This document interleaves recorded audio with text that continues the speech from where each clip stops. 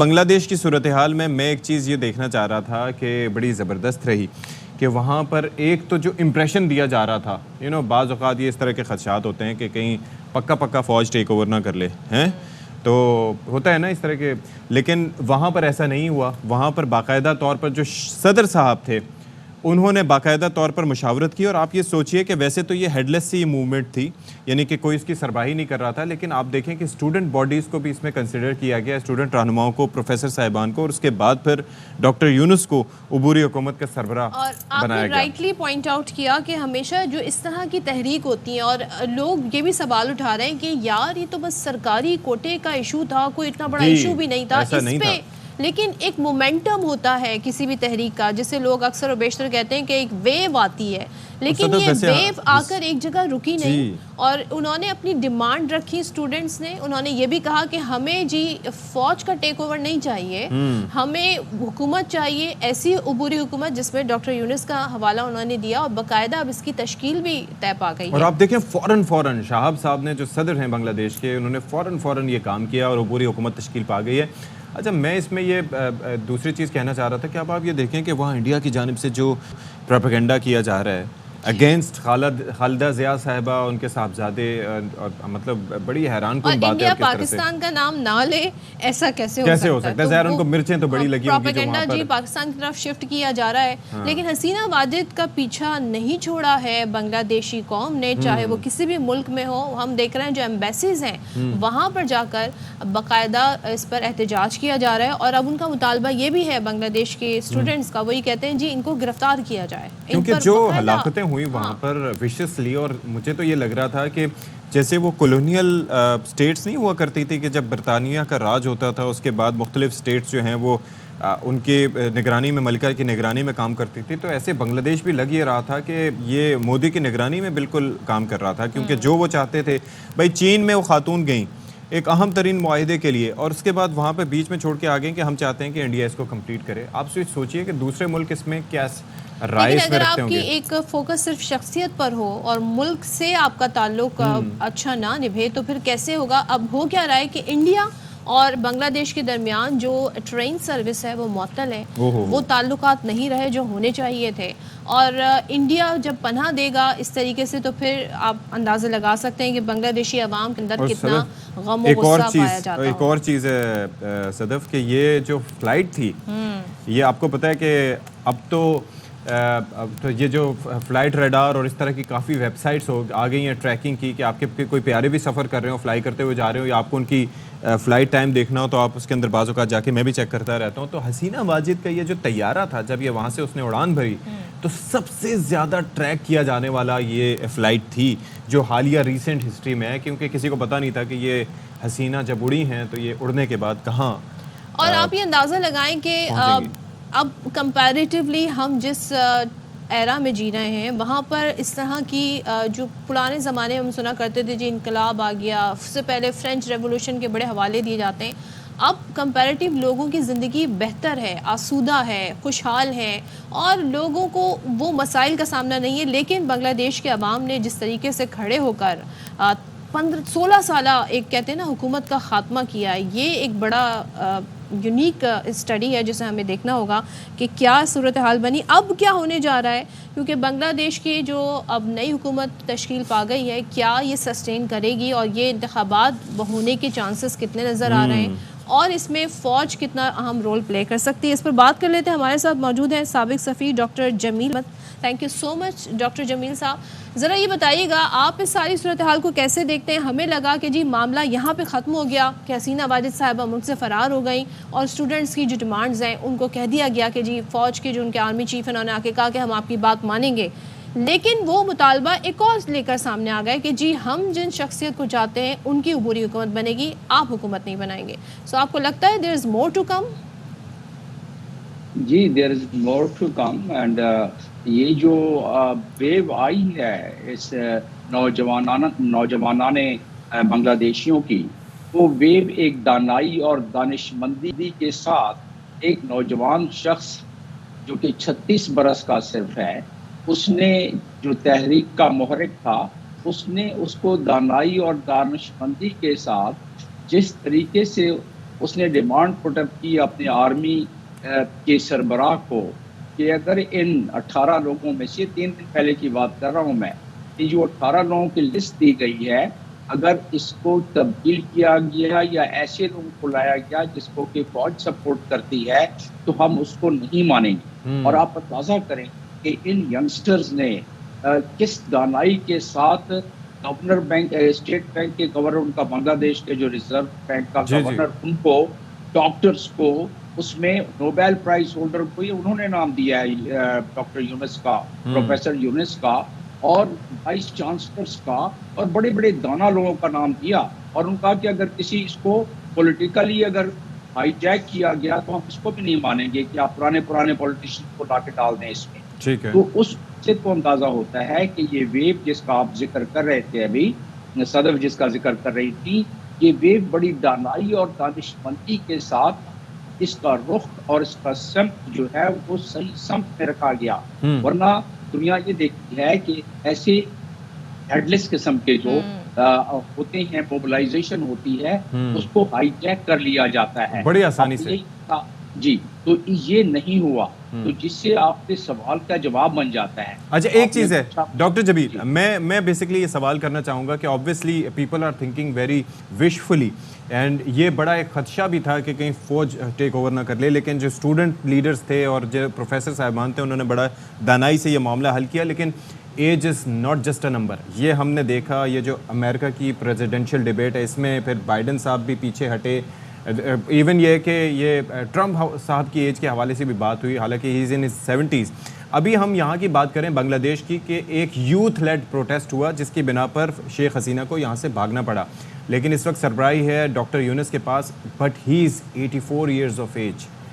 Would that be a concern? Would that be a problem for Bangladeshi people? No, in fact, Bangladeshi people, they were standing behind the students' movement, and they started. वो कहते हैं ना कि student movement तो वो तनहा निकले थे वो, और फिर साथ में काफिला बनता गया उसका। तो वो बांग्लादेशी आपने देखा कि जो लास्ट 100 आदमियों जहाँ भाग हुए 3 दिन पहले, जो हसीना वाजिद ने सिलसिला शुरू किया था, उसमें हर एज के लोग जहाँ भाग हुए। आपने उस इंसानों के समंदर को देखा होगा कि उसमें हर उम्र के लोग मौजूद थे। तो वो पीछे खड़े हो गए इन स्टूडेंट्स के, यहाँ तक कि पॉलिटिकल पार्टियां खड़ी हो गई इन स्टूडेंट्स की। तो उस लिहाज से अगर देखा जाए तो ये 85 years के नोबेल लॉरिएट जो है, इन पर पूरे कौम ने भरोसा कर लिया है ना। और कितनी दानाई की बात है, बजाय इसके कि किसी और को लेके आते हैं। हमारे मुल्कों में तो ऐसा नहीं हुआ। अच्छा डॉक्टर जमील साहब, एक चीज़ और जो बड़ा सब इस पे कमेंट कर रहे हैं कि असल में जिस तरीके से अमेरिका की शिकस्त अफगानिस्तान में हुई, इसी तरीके से इंडिया की बांग्लादेश में हुई। इंडिया का जो एक आप समझ लें कि एक पूरी फोकस था, जो उनकी एक फेवर थी वहाँ पे, वो सारा फेवर अब यहाँ से शिफ्ट हो रहा है। लेकिन अगर इंडिया हसीना वाजिद को जिस तरीके से उन्होंने पनाह दी और सपोर्ट करता है, तो आप समझते हैं कि बांग्लादेश के लोगों में गम और गुस्सा मज़ीद बढ़ेगा अगेंस्ट इंडिया? बांग्लादेश के दिलों में जो बात बैठी और में वो यही बैठी कि हसीना वाजिद जाके गोद में बैठ गई इंडियन हुकूमत की और इंडियन इंटेलिजेंस के। एक मिसाल देता चलूँ जो अभी अखबारों में नहीं आया है, कि हसीना वाजिद ने, ये रिपोर्ट है वैसे, कि हसीना वाजिद ने इंडिया के इंटेलिजेंस को बुला लिया अपने लॉ एनफोर्सिंग एजेंसीज के साथ मिला के, और उन्होंने वो हरबे अख्तियार करवाए उनकी लॉ एजेंसी से जो कश्मीर में हो रहे थे। और यही वजह है कि वो जुल्म जो आपने देखा आखिरी 3 दिनों में, वो जुल्म की नौइयत उस किस्म की थी। तो हसीना वाजिद के खिलाफ जो लोगों की कदूरतें बनी, उन कदूरतों में एक सरे फहरिस्त बात ये भी थी। वैसे तो जब भी ऐसी वेव आती है तो ये बहुत सारी कदूरतों का एक मंबा और मजमा होता है, बिलाशुबा, कि 15 साल में जमा हुआ।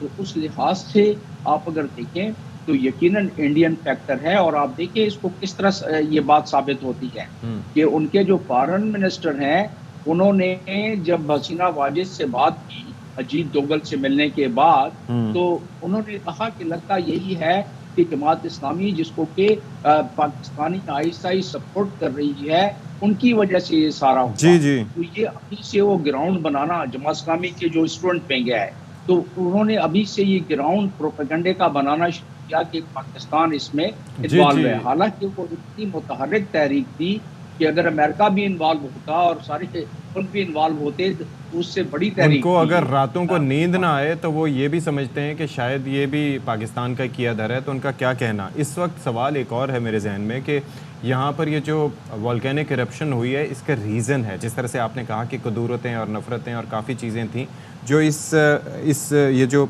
वेव थी इसका हिस्सा बनी। लेकिन आप ये देखिए कि 2/3 से ज़ायद वहाँ पर नौजवान हैं, वो नौजवान जो कि शेख हसीना की पॉलिसीज़ और उनकी एक फाशिस्ट रजीम की वजह से कभी वोट नहीं डाल पाए, कभी अपने हक के राय दही का इजहार नहीं कर पाए, तो कहीं ना कहीं तो वो लावा निकलना था। Don't you agree sir? जी, न सिर्फ लावा देखिए निकला, लेकिन जैसा मैं बता रहा था कि उस लावे के पीछे जो उसको जैसे ही निकला तो उसके पीछे पूरी कौम खड़ी हो गई। इसका मतलब क्या हुआ?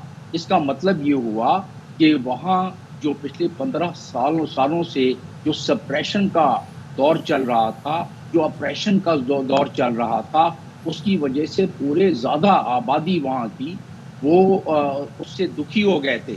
और वो दुख उन्होंने निकाला जब उन्होंने देखा कि ये बिल्कुल एक हेडलेस किस्म का एक मोबिलाइजेशन हुई है, तो उसको उन्होंने पीछे खड़े होके और बाद में उन्हीं 3 नौजवानों ने, जिनकी उम्र 26 साल से ज़्यादा नहीं है, तो वो उन्होंने उसको रुख भी सही कर लिया। और आप अंदाज़ा करें, उन्होंने जब अपनी डिमांड दी और सदर के साथ 3 सरबराह मौजूद थे मीटिंग में, आखिरी जो कल जब ये फाइनल हुआ है डॉक्टर यूनुस का, प्रोफेसर यूनुस का, तो उस वक्त स्टूडेंट के नुमाइंदा उधर मौजूद था, वही जिसने कि ये तहरीक को आगे बढ़ाया था।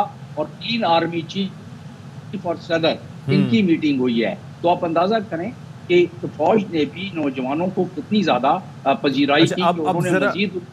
अब ज़रा एक चीज़ ये फरमाइएगा कि इसका ये जो इवेंट हुआ है ये कोई मामूली इवेंट नहीं था, और हमें ये भी पता है कि बांग्लादेश का पाकिस्तान के साथ ताल्लुकात इससे पहले माजी में कैसे रहे, mostly due to Awami League and Sheikh Hasina. अब आपको क्या ताल्लुकात में कुछ चेंज आता दिखाई देगा in the near future with Bangladesh?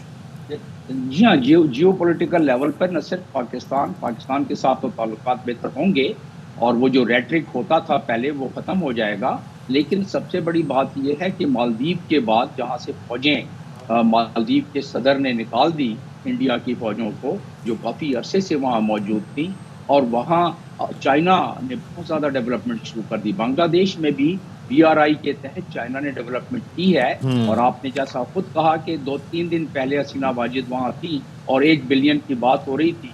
रीसा river पर जो ब्रिज बना रहे थे, तो उसको उन्होंने फिर कहा चलिए हम इंडिया से ले लेते हैं और इंडिया मदद हमारी कर देगा।